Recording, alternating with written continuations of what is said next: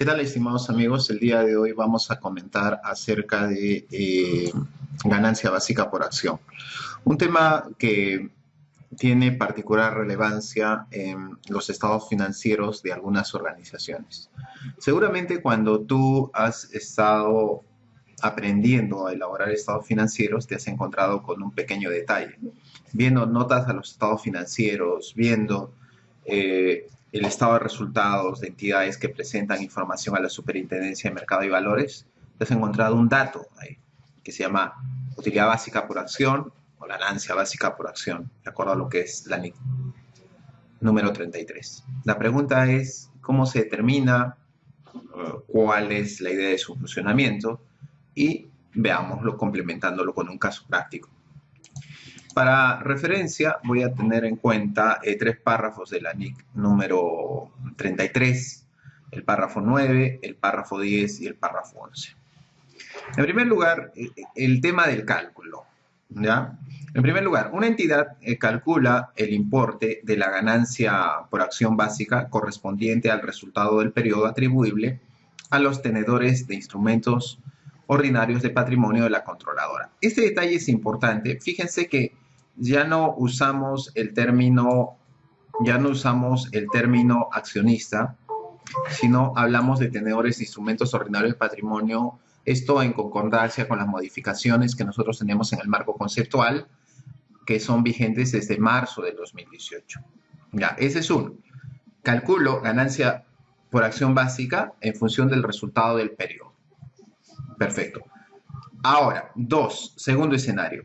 Si el importe se ha presentado en los estados financieros, al resultado del periodo de las operaciones continuas, atribuibles a los tenedores de instrumentos del patrimonio.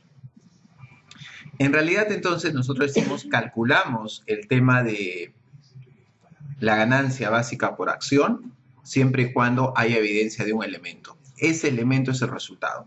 Si no tengo un resultado, no puedo determinarlo, obviamente.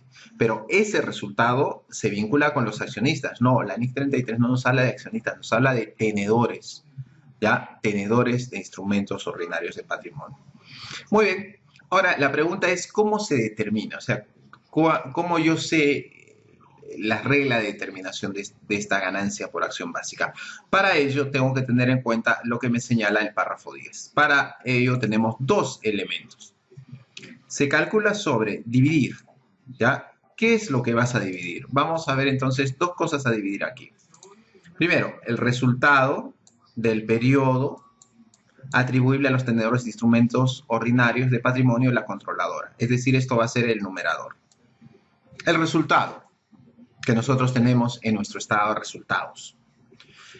Ya, ¿y eso entre qué se divide? ¿Cuál es el otro dato que yo necesito?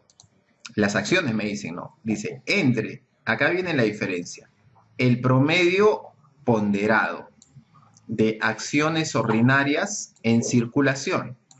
Eso va a ser el denominador durante el periodo. Uno pensaría que cuando va a determinar las ganancias por acción básica, agarra el resultado y lo divide entre el número de acciones. Pero hay un pequeño detalle.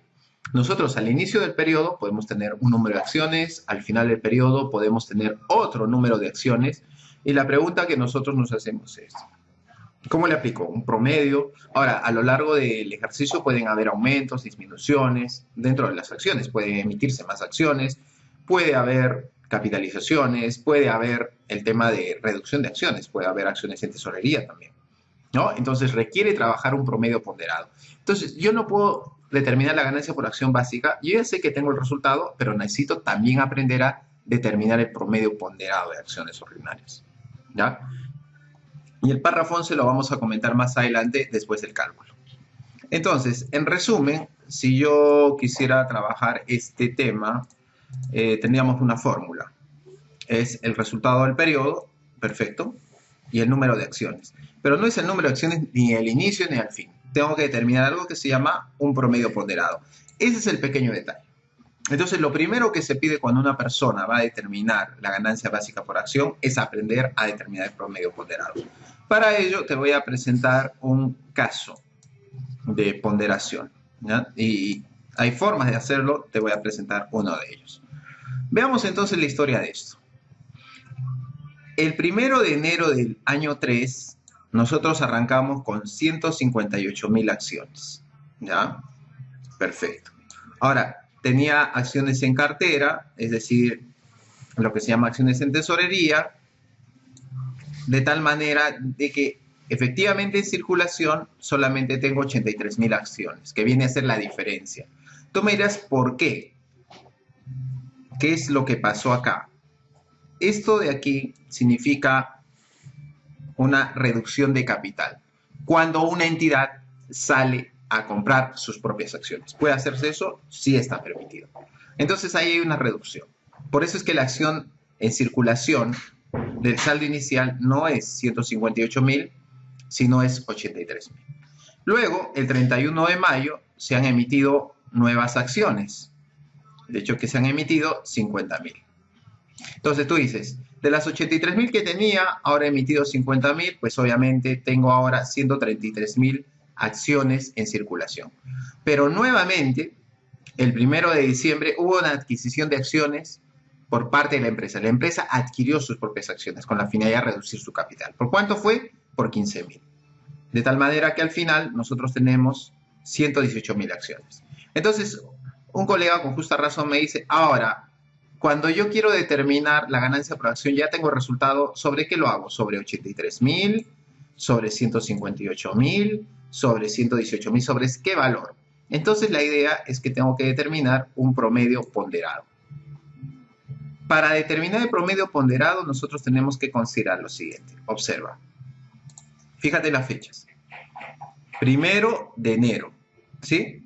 Entonces, ¿cuánto es el número de meses que tenemos transcurridos hasta el cierre? Pues si estamos hablando de enero, pues son 12 meses. Ahora, 2. Al 31 de mayo, ¿cuántos meses te faltan? Bueno, si estamos hasta mayo, el número de meses que falta es 7. Otra, si estamos hablando de 1 de diciembre, ¿cuántos meses te faltan? 1. Entonces, estos datos de acá, el número de meses que falta para llegar al cierre, son claves para ponderar. Observa, yo tenía al inicio en circulación 83.000 acciones. Por eso es que lo trasladamos aquí. Y la ponderación va a ser 12/12, es decir, se considera periodo completo. Luego, ha habido un aumento de acciones, se han emitido acciones. ¿Listo? ¿Y cuándo se emitieron esas acciones? En mayo.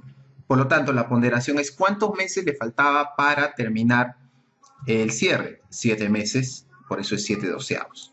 Y luego hubo una adquisición de acciones, lo que se llama acciones en tesorería, en diciembre.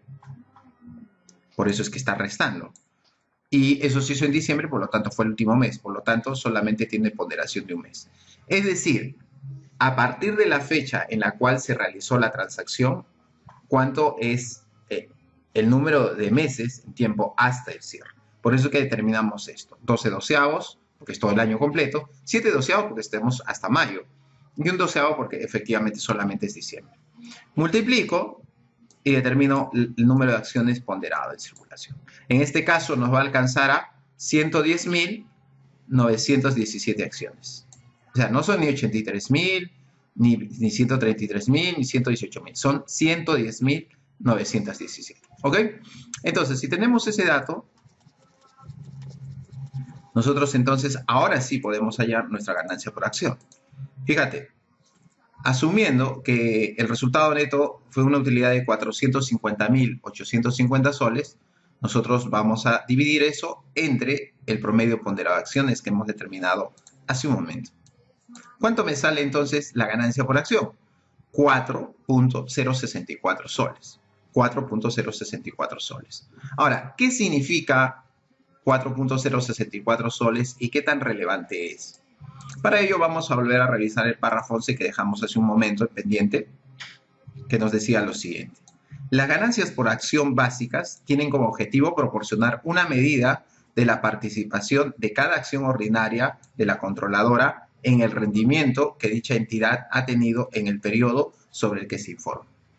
Entonces es un parámetro importante para tomar decisiones. Es decir, la acción implica inversión.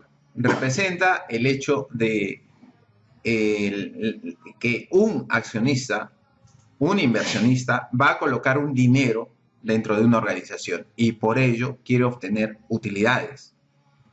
Este ratio es importante. Este ratio debe estarse mostrando en nota de los estados financieros y va a mostrar un comportamiento acerca del rendimiento de esta inversión que se está realizando. Otro detalle fundamental es de que, de acuerdo a la NIC 33, solamente lo calculan todas aquellas entidades que presentan información a entidades supervisoras. Por eso, usualmente, a lo mejor cuando tú elaboras tu monografía de la universidad, o a lo mejor tú ves el caso de tu empresa, que presentas información solamente para efectos tributarios, no la has calculado. Pero, sin embargo, sería conveniente de que lo hagas. Es algo que siempre nos sirve como un parámetro de referencia. Y si no lo has hecho, es a lo mejor no has elaborado aún nota a los estados financieros. Hay que tener el debido cuidado.